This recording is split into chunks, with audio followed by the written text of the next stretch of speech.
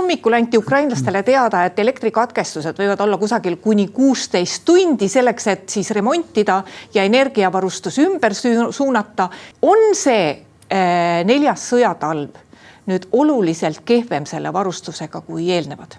Tegelikult ikkagi ei ole, et need esimese talverünnakud ja siis nüüd on järjest rünnatud, eks ju, 3 talve Ukraina seda energiataristut ja loomulikult, eks ta ei ole nagu võib-olla nii tugevas seisus, kui ta oli enne sõja algust, sest mingisuguseid kahjustusi ei saa lõpuni taastada. Ja küsimus ei ole niivõrd elektriliinides, kuivõrd elektri tootmise võimekuses. Ja siin nüüd nagu eile küll mitte Ukraina elektri tootmine ei lähe kindlasti nulli, sellepärast, et see oli nüüd ühes ettevõttes, kelle 3 tehased pihta.